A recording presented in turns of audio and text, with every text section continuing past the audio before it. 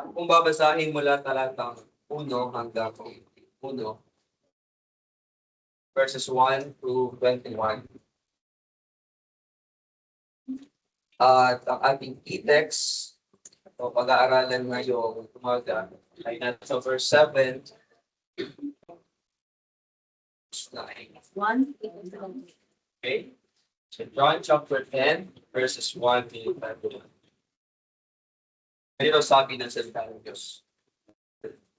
Katotohanan sinasabi ko sa inyo, ang pumapasok sa hindi pintuan ng kulungan ng mga tupa, kundi umaakyat sa ibang daan, ang taong iyon ay tulisan at pagnanakaw. Ngunit ang pumapasok sa pintuan ay siyang pastol ng mga tupa. Pinagbubuksan siya ng bantay sa pinto at pinapakinggan ng mga tupa ang kanyang tinatawag niya ang kanyang mga tupa sa pangalan at sila'y inihahatid papalabas. Verse 4. Kapag nailabas na niya ang lahat ng kanya, ay nangunguna siya sa kanila at sumusunod sa kanya ang mga tupa, sapagkat kilala nila ang kanyang tinig. Ngunit hindi sila susunod kailanman sa iba.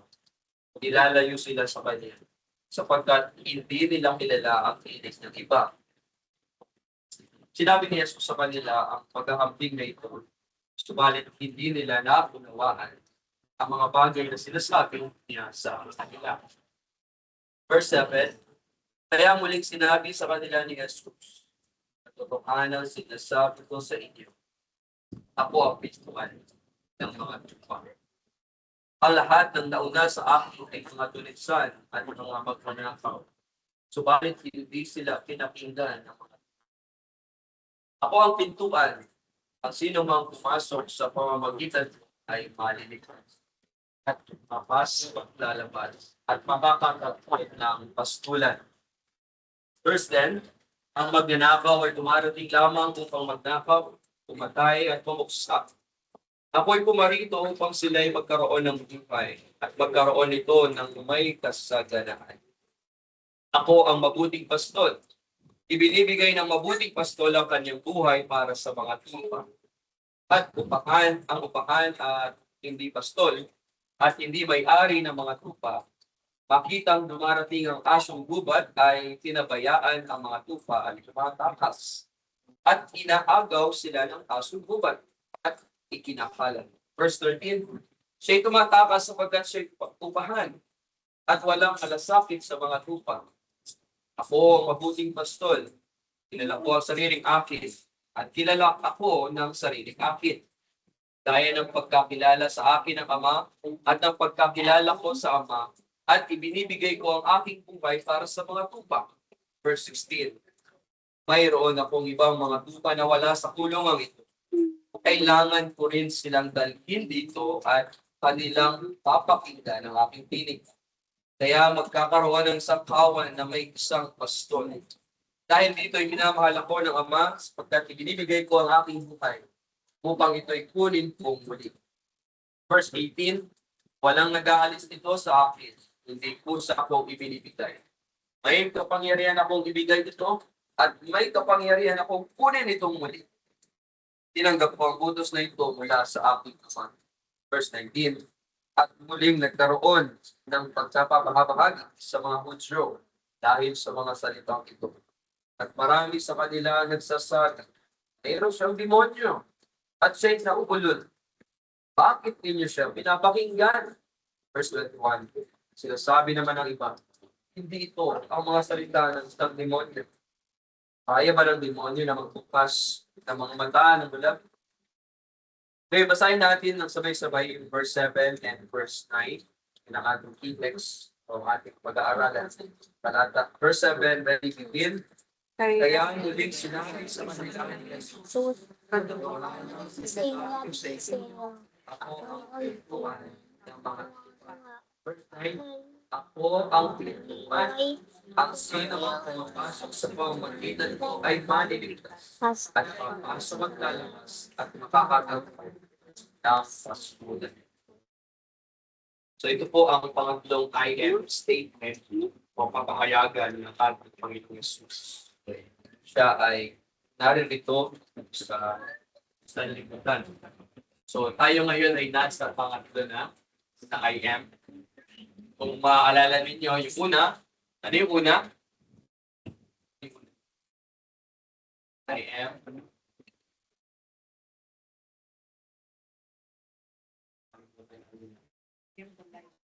I am the light of the world.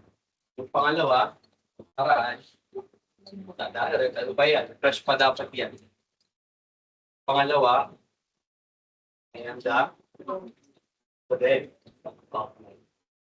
Ngayon naman, pag-aaralan natin yung I am the door. Ako ang sukipan. So ang ating paksa ay the safety found in Christ. May nag-note ang ating topic, the safety found in Christ. Kaligtasan. Matatagpuan natin kay Kristo. Sa buhay po natin, ngayon, tayo actually nabubuhay sa sanlibutan ito kung iyong oobserbahan lamang, titignan maigi ang mga tao sa sanlibutan ngayon, tayo na mga tao, marami sa atin ang napupuno ng pagkatakot. Fear. Napupuno tayo ng pagkatakot. Araw-araw, nakakarinig tayo ng balita. Nakakapanood tayo ng mga krimen. Nakikita natin yung mga pamilya nagkakawasak-watak. Even itong mga nakaraan lamang na mga pangyayari sa ating bansa, karoon ng paguluhan. At yan ay nakakapagdulot sa atin ng mga tao na pagkatakot. In fact, maraming mga tao naghahanap sila ng seguridad o ng ikapapayapa o kaliligtas na kanilang buhay. Pero nga nagsasabi na hanapin mo yan sa pera. Pag marami kang pera, marami kang magagawa. Pag marami kang pera, meron kang peace of mind. Meron kang seguridad sa buhay. Pa naman, iaasa nila sa iba, sa tao, o iniaasa nila sa kanilang sarili. Sabi nila, kaya ko to, meron akong magagawa. So bakit ako matatakot? Meron akong lakas. Alam, sa lahat ng ito, mga kapatid, kahit pa natagpuan mo na yung sinasabi mong kapayapaan, no? Hindi ka dapat matakot o meron kang kapanatagan sa iyong puso. Kahit sa mga bagay na ito na narito sa sanlibutan, actually, yung mga yan, meron pa rin mga tao. Kahit pa nakuha na niya yung kanyang gusto, meron pa rin sa kanila na napupuno pa rin sila ng pagkatakot sa kanilang puso. Nandoon pa rin yung kabagabagan, yung kabalisahan na naidudulot ng mga bagay.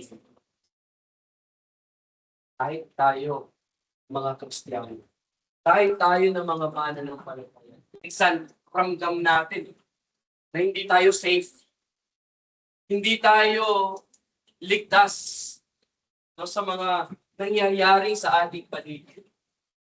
Kaalala nga tayo minsan sa ating hinaharap. Inaalala natin kung ano yung mangyayari bukas.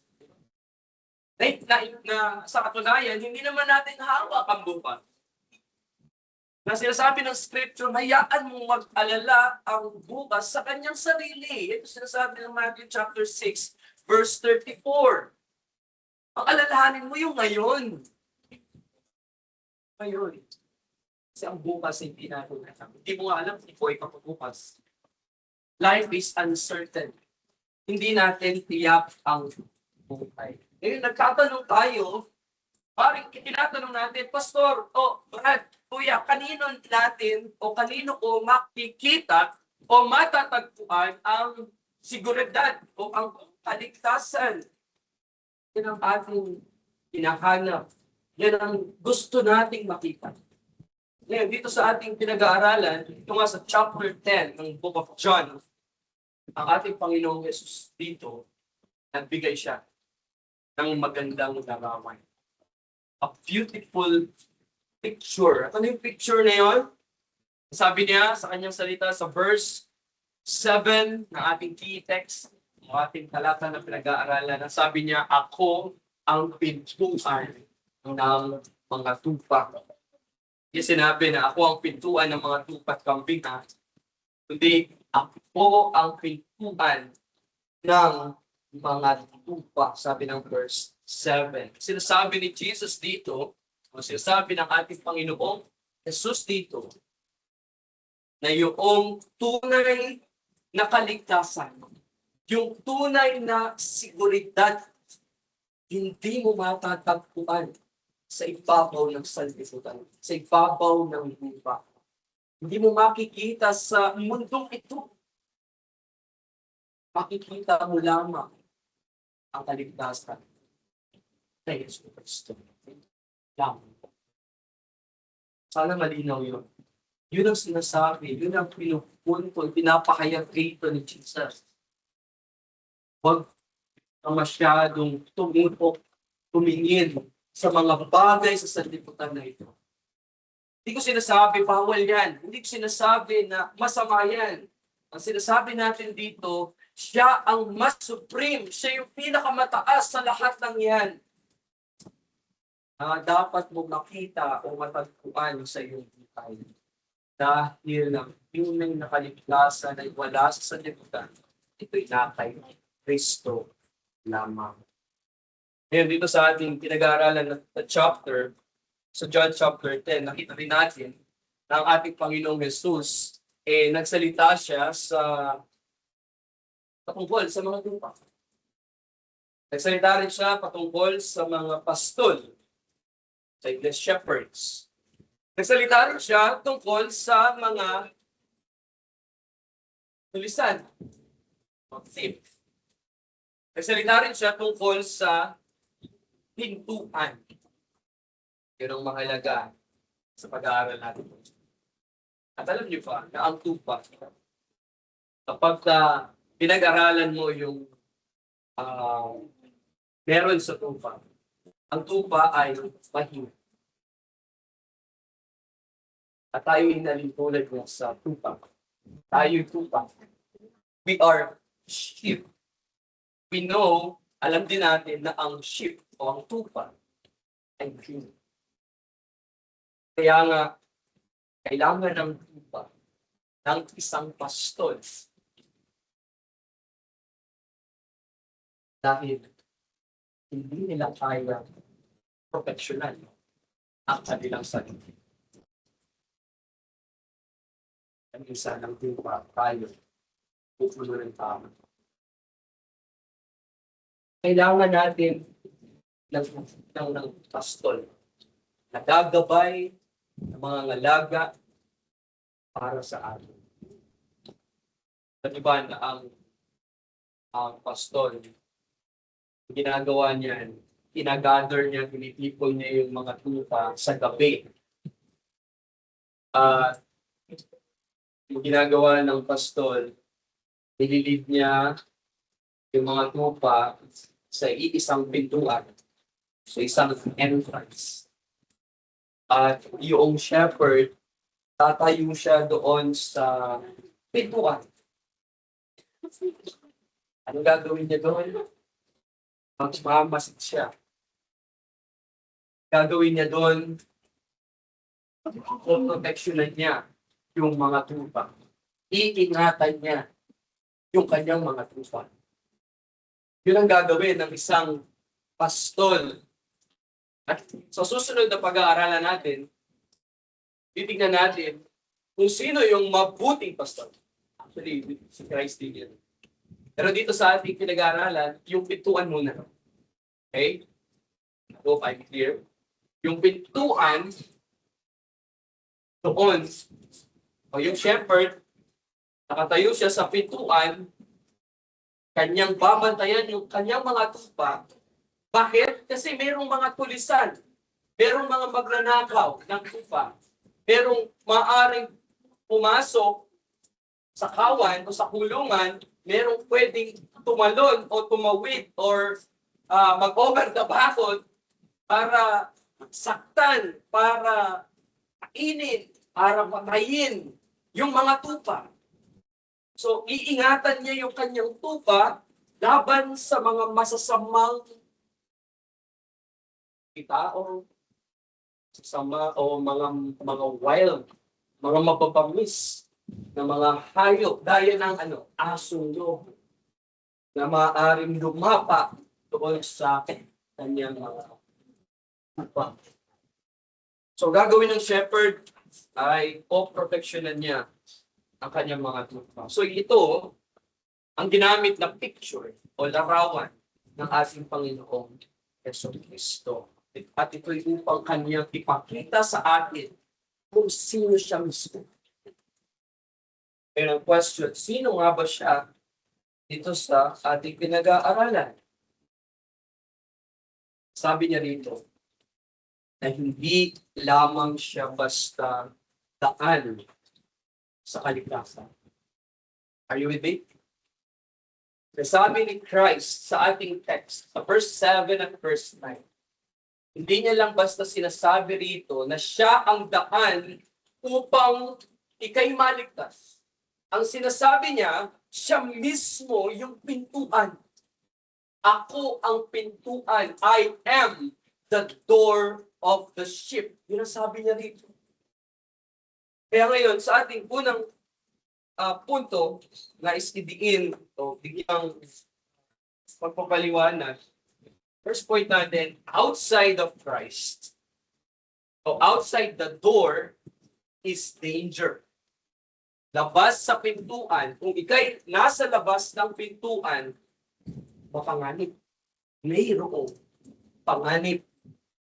Dito sa verse 10 ng ating chapter na pinag-aaralan, tignan natin sa John chapter 10, verse 10. Sabi doon, ang magnanakaw ay dumarating lamang upang magnakaw, pumatay at pumuksa. Ako'y pumarito upang sila'y magkaroon ng buhay at magkaroon nito ng may kasaganaan. So dito si Jesus, nagbibigay siya ng babala. Saan? Sa mga tulisan, sa mga magnanakaw na walang ibang inatupag, walang ibang gagawin upang, sabi? Pagnakaw, pumatay, at mangwasak. At itong mga ito ay tumutukoy sa ating kaaway na si Satan. Ang ating kaaway na Diablo. At ito ay tumutukoy rin sa mga huwad na mga mangangaral o huwad na mga pastol na nagkalat sa sanlibutan. Anong pakay nila? Anong gusto nilang gawin? O anong gusto nilang mangyari sa mga tupa? Ang Diablo na araw at gabi humahanap ng masisila, humahanap ng paraan para wasakin ang Kristiyano, at ang mga huwad na mga pastol, ang ginagawa nila ay ililid kanila, dadalhin kanila palayo sa Diyos. Yan ang purpose. Yan ang goal ng ating kaaway. At yan ang babala rito ng ating Panginoon. Na kung ikaw ay labas sa kulungan, ang sinasabi sa iyo nito, ligaw ka. You are like sheep na naliligaw. At kapag ikaw ay ligaw, ikaw yung tupa, ikaw yung nasa labas ni Kristo, ibig sabihin ikaw ay mahina At wala kang kakayahan, wala kang kalaban-laban, wala kang proteksyon, walang gagabay sa iyo. Kasi nasa labas ka eh. You are outside the door. Sabihin, wala kang matibay, wala kang relasyon doon sa pintuan. Doon kay Kristo. Yan, actually, ang kalagayan, ang kondisyon ng lahat ng mga nasa labas. Kristo. Imagine, isipin natin ito, pag-anayin natin yung ating malawak na imaginasyon. Imagine niyo merong darating na malakas na unos, malakas na bagyo.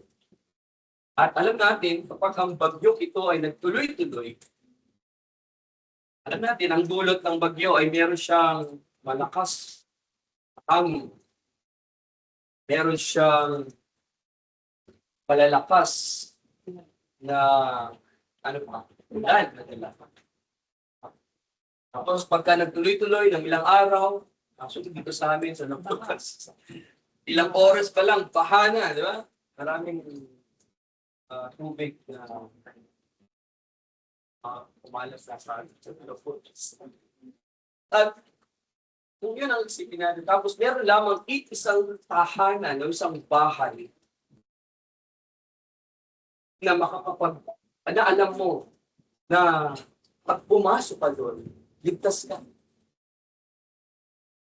No, meron paparating na bagyo dahil gusto mo ligtas ka, papasok ka doon sa loob ng bahay na ito. Kasi kung hindi ka papasok, ano mangyayari sa'yo? Nasa panganib ang iyong buhay. Or even ang iyong buong pamilya, nasa panganib. Ngayon, pag ikaw ay pumasok doon, ligtas ka. In the same way. O katulad din yan ng ating relasyon o ating kalagayan sa harapan ng Diyos.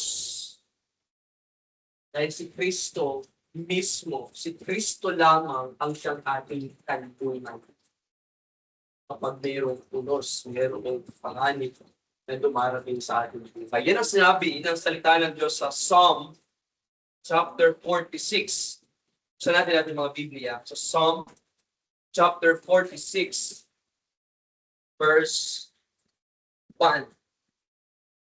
Awit kapitulo 46, talatang 1, sabi ron, ang Diyos ay ating refuge, ang ating kanlungan at kalakasan, isang handang saklolo sa kapagabagan.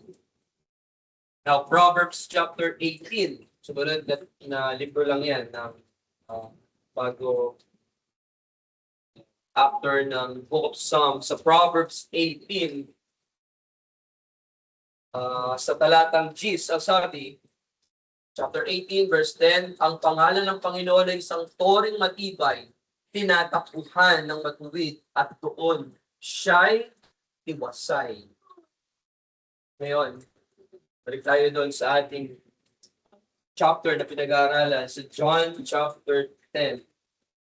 At dito nga sa verse 9, ang sabi, ako ang pintuan. Ang sino mang pumasok sa pamamagitan ko, sino tinutukoy ron? Si Christ. Sa pamamagitan ko ay ano daw? Maliligtas. At papasok at lalabas at makakatagpo ng pastugan. Mamaya mas papaliwanag ko yan sa susunod na ating puntos. Ngayon, wag mo sanang iisipin ang bagay na ito. Pastor, ligtas ako dahil mabuting tao ako. Pastor, ligtas ako kasi sinusunod ko ang kautusan ng Diyos na nakasunod sa atin ng 10 puntos. Perfect. Walang sample. Wala ni isa sa atin. Ang totoo niya. So, huwag mong iisipin na meron kang seguridad dahil mabuting tao ka. O dahil sinusunod mo ang mabuting utos. Ang mga mabubuting gawa, even yung pagsunod natin sa kautusan, ang katotohanan, lahat ng yan ay hindi makapagliligtas ng ating kaluluwa. Hindi yan makakapaglinis ng ating mga kasalanan sa harapan ng Diyos. Hindi yan makakapaghugas ng ating kasalanan doon sa banal na Diyos. Tanging si Jesucristo lamang ang siyang makapagliligtas sa atin sa lahat ng ating pangakasalanan. Ano sabi ng salita ng Diyos sa Ephesians chapter 2, verses 8 and 9? Sabi doon, "For by grace ye are saved through faith, and that not of yourselves, it is the gift of God." Verse 9, "Not of works, lest any man should boast." At tignan din natin yung sa Galatians chapter 2. Sa Galatians, sana makita niyo dito. Sa Galatians chapter verse 16. Ganito ang sabi. Galatians chapter 2 verse 16. "At nalaman natin na ang tao ay hindi kinakaring anak sa pamamagitan ng mga gawa ng kautusan, kundi sa pamamagitan ng pananampalataya kay Jesucristo.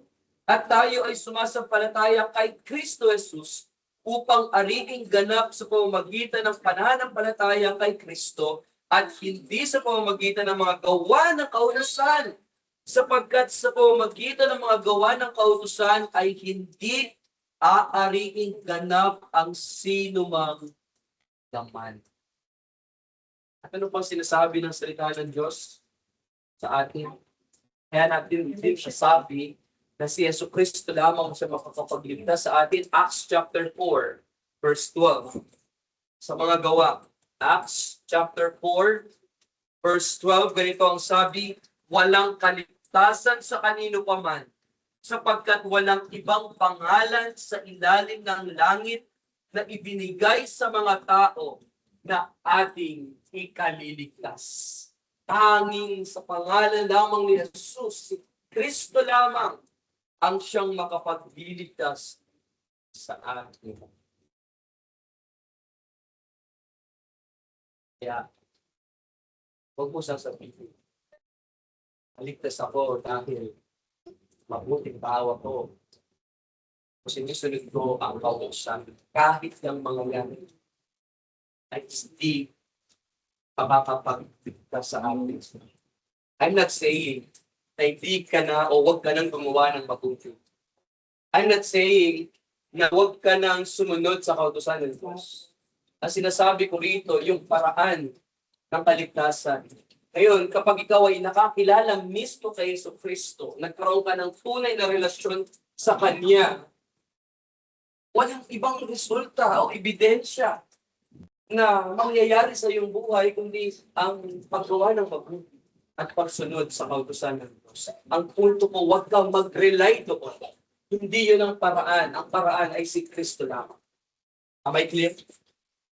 Ito pa.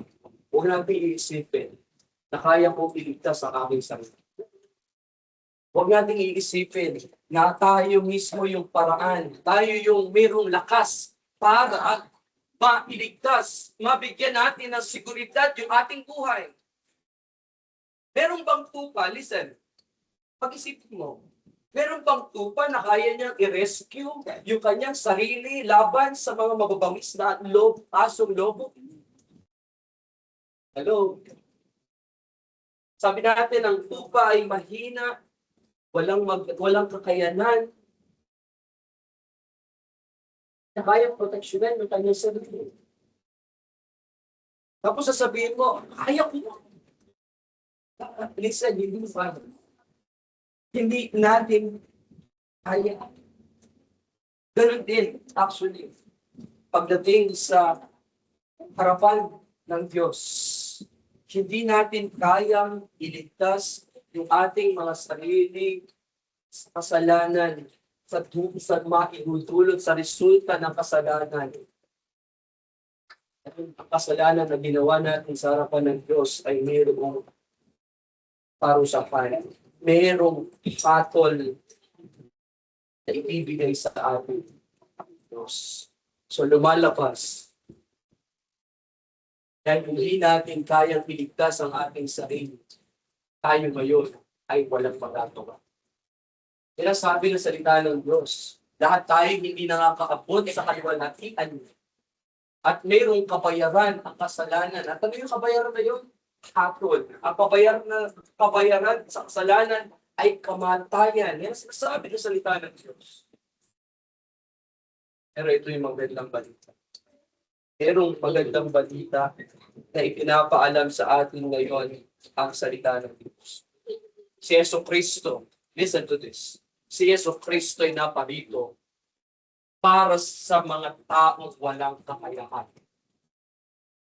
Si Kristo ay naparito para sa atin. Sinasabi ko, tayo yung tupa, tayo yung tao na walang kakayahan. Na alin? Na iligtas yung ating mga sarili. Kaya nga siya naparito. Pinahinintay na tayo gumawa ng paraan para iligtas yung ating mga sarili. Naparito siya para iligtas niya tayo. He came to save us. He came. Hindi siya naparito basta lamang na mamuhay ng simple, kundi siya naparito para tayo ay kanyang iligtas. Saan niya tayo niligtas? Sa kasalanan. Iniligtas niya tayo sa kaparusahan, sa hatol ng Diyos. At doon sa krus ng Kalbaryo, pinasan ni Jesucristo ang lahat nating mga kasalanan. Siya ang nagdala ng bigat ng hatol sa atin ng Diyos. At doon din sa krus ng Kalbaryo, mga kapatid, nabigyan tayo ng seguridad ng kaligtasan. Nabigyan tayo ng biyaya ng kaligtasan sa pamamagitan ni Jesucristo. Kaya ngayon, yung mga tunay na lalapit kay Kristo, would say, sila'y ligtas magpasawalan. Sila'y mayroong ipay na walang. Tignan yung verse 28. Sa John chapter 10, verse 28, ang sabi ni Kristo, sabi niya dyan, sila'y binibigyan ko ng buhay na walang hanggan. At kailanmay hindi sila mapapahamak at hindi sila aagawin ng sinuman sa aking kamay. Yun yung promise. Paligamin ng Diyos. Yeso Cristo mismo. So, ano yung point 1? Outside the door is danger. Second, inside the door is salvation. Daling ma-recall. Diba? Outside the door is danger. Inside the door is salvation. Ikaw ay nakapapasok kay Kristo. Merong kang kaligtasan. Look at verse 9. Again, sa ating key text. Ako ang pintuan. Ang sino mang pumasok sa pamamagitan ko, ano sabi? Ay bali. Ang ibig niyang sabihin, ang kaligtasan ay matatagpuan mo lamang kay Kristo. Malinaw ba yun? Wala siya sinabi doon na at, wala siya sinabi doon na eto. Kasi sinasabi niya, ako ang pintuan. Ang sino mang pumasok sa pamamagitan ko ay maligtas. Ang isang tao na nakapapasok kay Kristo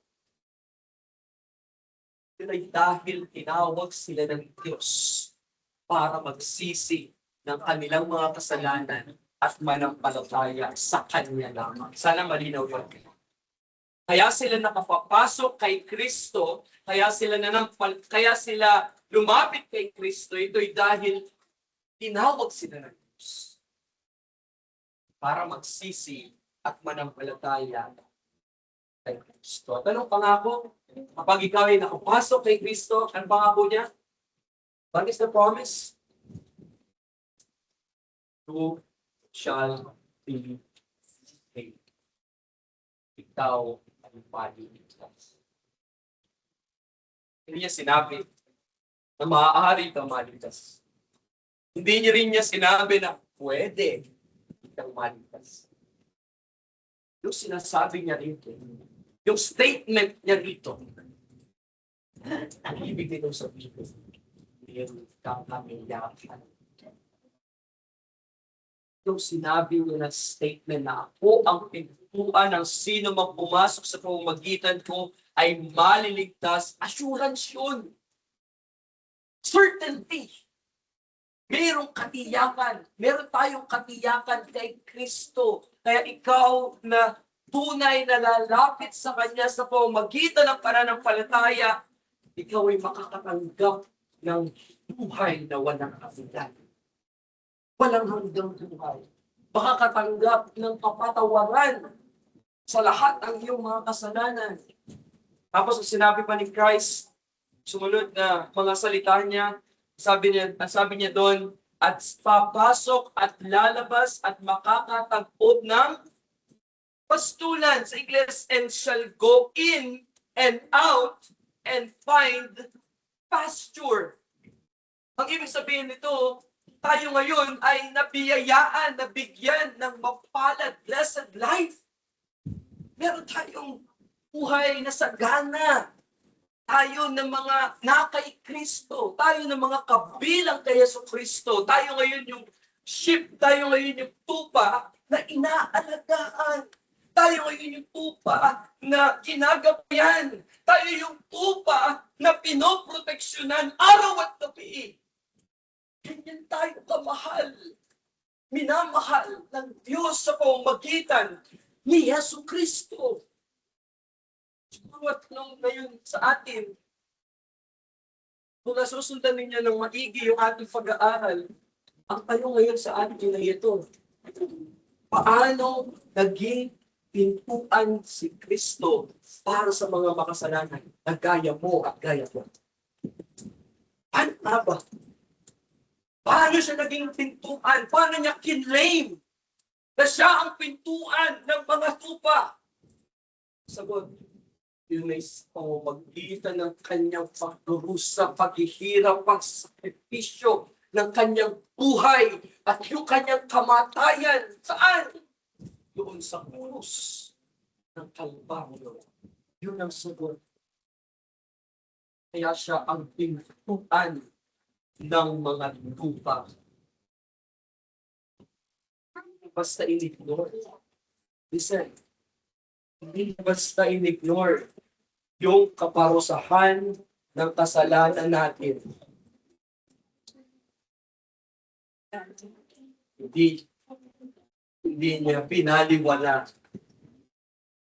yung konsekwensya ng kasalanan na maaari natin harapin. Paano hindi niya in-ignore? Kasi ang Diyos ay banal na Diyos. Napupukot ang Diyos sa kasalanan. Ang Diyos galit sa kasalanan. At gusto ng Diyos yung kasalanan. Are you with me? At gusto ng Diyos na yung kasalanan natin ay maparusahan. Gusto ng Diyos mabigyan ng hustisya, ng katarungan, yung kanyang kabanalan. Dahil nga tayo'y nagkasala sa harapan ni God. Mabuting balita. Mga kapatid. Are you with me? Sundan niyo pa ako? Kristo'y naparito sa sanlibutan na ito para iligtas tayo. Tayo ng mga tupa. Doon sa krus ng Kalbaryo, nalilihan niya tayo. Kinuha niya yung ating lugar. Tayo dapat yung maghirap, magsakripisyo. Pero siya ang nagtusa sa hatol para sana sa atin. Yung kahatulan na dapat nating maranasan, Kristo mismo ang nagbata.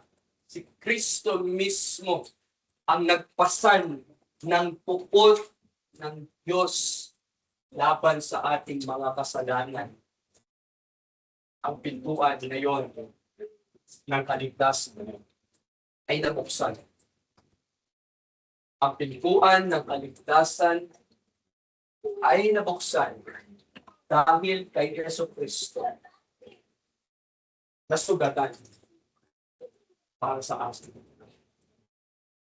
Parang siya yung sinasabi ng Book of Isaiah. Siya yung pastol na gaya ng tupa na dinala sa katayan na walang kaimik-imik nung siya ay kinakatay. Para tayo ng mga tupa ay matupaw. Pagkaroon ng buhay na walang hanggan. Doon sa Kalbaryo, doon sa krus ng Kalbaryo, ang ating Panginoon Jesus, siya mismo ang tumindig. Siya mismo ang tumayo para sa atin. Para tayo ay maligtas. Saan? Doon sa hatol. Dapat sana sa atin ang cross. Na tayo dapat ang maparusahan. Siya ang naparusahan. Nagkaroon ng kasapatan, ng kasiyahan, ng pampalubag. No? Si Kristo yung naging pampalubag loob. Sabi ng salita ng Diyos, si Kristo ang naging pampalubag loob para maibsan yung galit ng Diyos sa iyo. Sa akin. Diba pagka nag-away kayo ng asawa mo, ginagawa ni Mister, pero siyang ibinibigay sa iyo para pampalubag. Ano yan? Pampalubag loob. Para gumanin yung loob mo.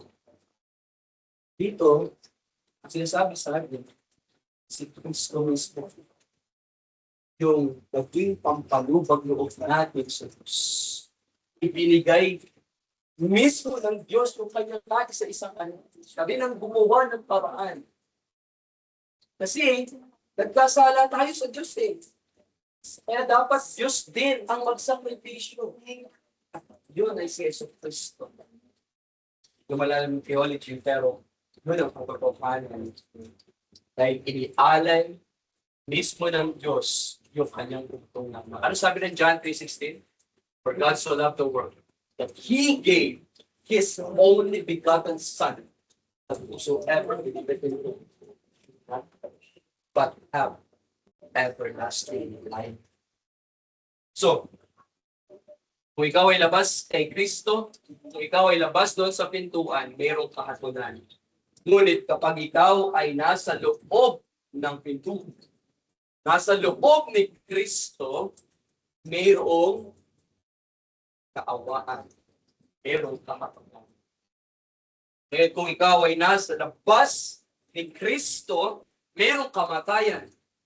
Ngayon ngunit kung ikaw ay nasa loob, inside Christ, you have eternal life. Meron kang buhay na walang hanggan. So, doon sa krus, naghirap siya, nagdusa siya, para sa iyong kasalanan, para sa aking kasalanan. At si Kristo doon sa krus, siya ay namatay, di ba? Patay. Pagkatapos na siya ay kunin, siya ay dinala sa libingan, so inilibing. Pagkalipas ng pagdaan ng 3 araw, on the 3rd day, anong nangyari? Siya ay nabuhay ng maguli. Ano ibig sabihin? Ano ibig sabihin para sa atin? He dies, they buried him, and then he rose again from the grave.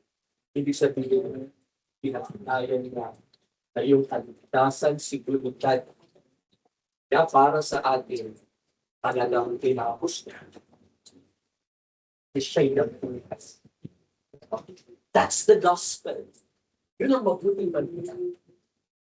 Ay binibigay sa atin. Now, ang Diyos ngayon ay tumatawag sa atin. Sa atin ang mga makasalanan. Anong panawagan niya? Lumapit kayo sa atin. Come unto me, he says. Pag sinabi mong come, lumapit ka kay Kristo, ibig natin sabihin, naalala niyo yung nakaraan natin pag-aaral? Ibig sabihin ng come to Him, ibig sabihin to believe in Him. Manampalataya ka kay Kristo lamang. Ano sabi ng salita ng Diyos sa Matthew 11, verse 28? Come unto me, all. Sabi doon, or heavy laden, and I will give you rest. Matthew 11, verse 28, lumapit kayo sa akin, kayong lahat na nanlulupaypay at nabibigatan at lubhang nabibigatan at kayo'y bibigyan ko ng kapayapaan. Pasanin ninyo ang aking pamatok at matuto kayo sa akin sapagkat ako'y maamo at may mapagpakumbabang puso at makakatanggap kayo ng kapahingahan para sa inyong mga kaluluwa. Sapagkat madaling dalhin ang aking pamatok at magaan ang aking pasang. So yun ang panawagan ng Diyos sa atin. Lumapit ka kay Kristo. Pumasok ka sa pintuan. Sabi ko, sabi natin, pumasok ka sa pintuan habang yan ay nakabukas pa. Ako yan, habang nakabukas pa. Huwag mo nang patagalin. Huwag mo nang iditin. Ngayon na yung araw, ngayon na yung tamang oras para pumasok ka kay Kristo. Kasi, ang buhay ay hindi mawawala. Ang buhay ay hindi pwedeng bukas maaaring kunin ng Diyos. Ngayon, ang araw ng iyong kaligtasan. Tumatawag siya ngayon sa iyo, lumapit ka sa akin, manampalataya ka sa akin. At ano sabi? Ibigyan ka dapat ng buhay na walang hanggan. Pumapasok sa akin, yung sabi ng text na nag-aaral natin, ay pagkakaroon ay maligtas.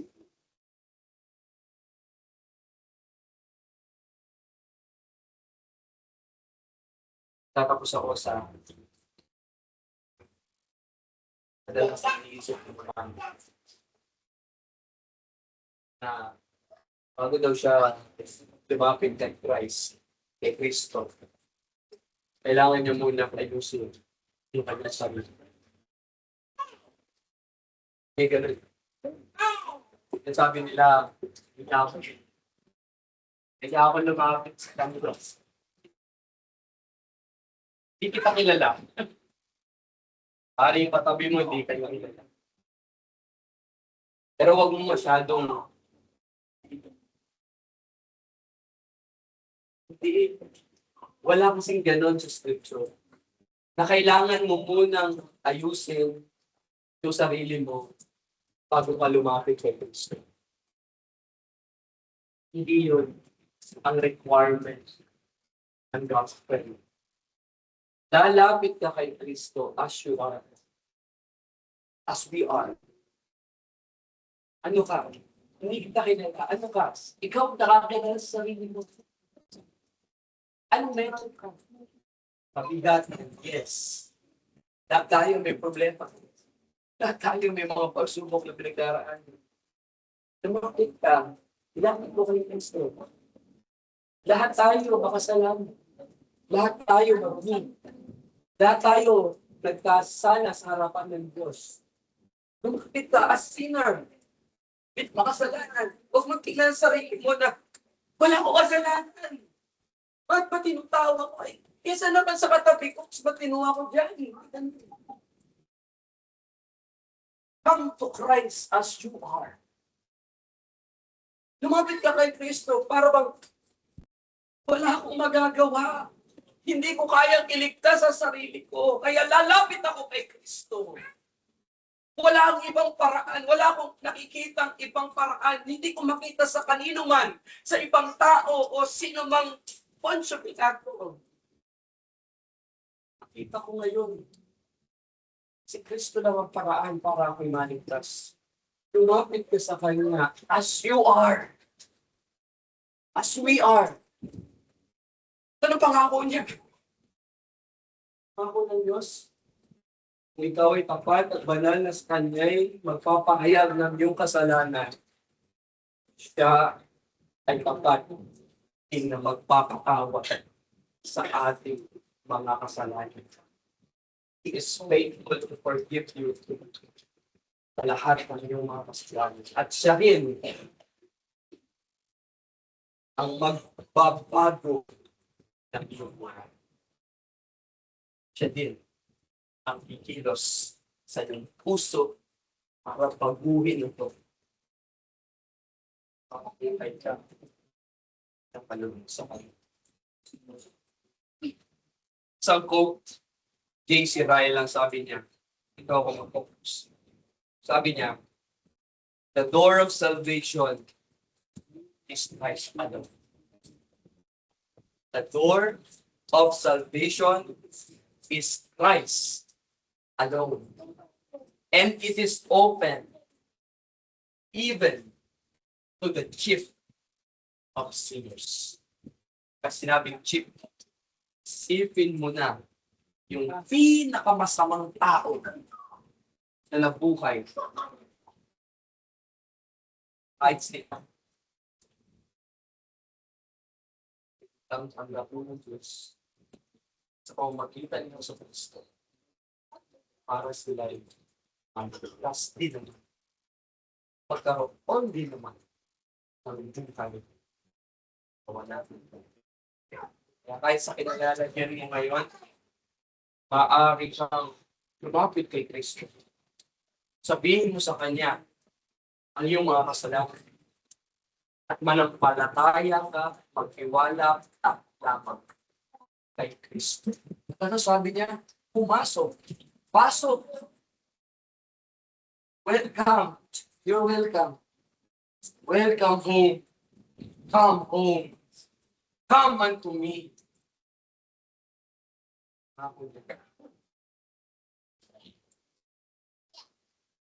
Nahiya ka ngayon? Pwede pag-uwi mo ng bahay bago ka matulog. Kausapin mo. Iligtas ka din. Sabi na salita ng Diyos. Tunay na lumalapit sa akin, hindi ko sila itatapos.